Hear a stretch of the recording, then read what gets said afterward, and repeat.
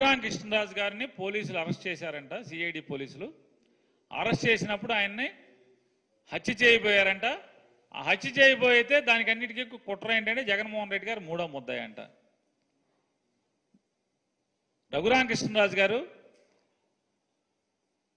జైల్లో ఉండి ఒకరోజు అనుకుంటా, ఆ జైల్లోంచి ఆయన బెయిల్ మీద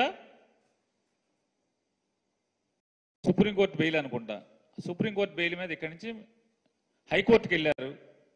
ఆయన కస్టడీకి పెట్టినప్పుడు హైకోర్టుకి వెళ్తే హైకోర్టులో కోర్టుకు చెప్పాడు పోలీసులు నన్ను కొట్టారండి అని.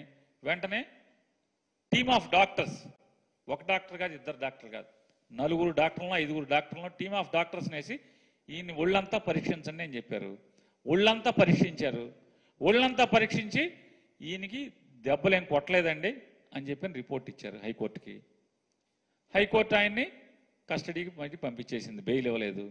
అదైపోయిన తర్వాత సుప్రీంకోర్టు ఆయనకి బెయిల్ ఇచ్చింది. బెయిల్ ఇవ్వటమే ఇక్కడి నుంచి సరాసరి ఆయన మిలిటరీ హాస్పిటల్లో చేరారు. సుప్రీంకోర్టు కూడా మిలిటరీ హాస్పిటల్లో రిపోర్ట్ అడిగింది. మిలిటరీ హాస్పిటల్లో కూడా వాళ్ళు రిపోర్ట్ ఇచ్చారు, మెడికల్ రిపోర్ట్ ఇచ్చారు. Military hospital, Secunderabad military hospital వాళ్ళు కూడా సుప్రీంకోర్టుకి రిపోర్ట్ ఇచ్చారు. సిబిఐ ఎంక్వైరీ ఏమన్నాడు ఆయన, సుప్రీంకోర్టు డిస్మిస్ చేసింది. దీని మీద సిబిఐ ఎంక్వైరీ ఏమయ్యక్కర్లేదు. హైకోర్టు మెడికల్ రిపోర్ట్, హైకోర్టుకి 4 డాక్టర్లు ఇచ్చిన మెడికల్ రిపోర్టు, అలాగే సికింద్రాబాద్ మిలిటరీ హాస్పిటల్ ఇచ్చిన మెడికల్ రిపోర్టు చూసాము, ఇది పట్టించుకోవాల్సిన పని లేదని చెప్పి సుప్రీంకోర్టు ఇచ్చింది.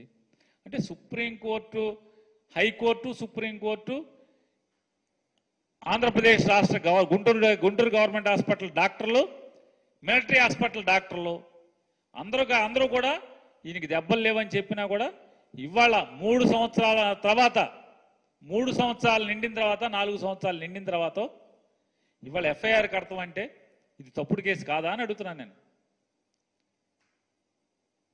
ఏషియల్ డీజీ సునీల్ గారేమో మొదటి ముద్దాయి అంట, ఇంటెలిజెన్స్ డీజీ ఏమో 2వ ముద్దాయి, పిఎస్ఆర్ ఆంజనేయులు గారు 2వ ముద్దాయి అంట, జగన్మోహన్ రెడ్డి గారు 3వ ముద్దాయి అంట, గుంటూరు మెడికల్ కాలేజీ డాక్టర్ గారు 1 ముద్దాయి అంట, డిఐజీ గారు 1 ముద్దాయి అంట, అప్పుడున్న పాల్ గారు ఎవరున్నారు డిఐజీ గారు, ఆయన 1 ముద్దాయి అంట. వీళ్ళందరూ కూడా ముద్దాయిలు చేస్తూ, అప్పుడున్న డాక్టర్ గారిని కూడా 1 ముద్దాయిగా చేస్తూ ఎఫ్ఐఆర్ కట్టారు. ఏముంటుంది ఇటువంటి తప్పుడు కేసులు కడతాకి? హైకోర్టు ఇది తప్పు అని చెప్పి, సుప్రీంకోర్టు ఇది తప్పు అని చెప్పిన తర్వాత, హైకోర్టు సుప్రీంకోర్టు 2 కూడా ఇది తప్పు అని చెప్పి అంటే ఆరోపణ తప్పు అని చెప్పిన తర్వాత కూడా 3 ఏళ్ల తర్వాత ఎఫ్ఐఆర్ కడుతున్నారంటే మరి ఇవన్నీ ఎర్రబుక్ కేసులు అంటే ఇయే. ఎర్రబుక్ కేసులన్నీ కూడా ఫాల్స్ కేసులే, ఏ కేసు నిలిచేది లేదు. ఇలా అహంకారం, అహంభావం, అధికారం, మతం తీర్చుకుంటాకి తప్పితే ఇది ఎందుకు పనికొచ్చే కేసులు కాదు.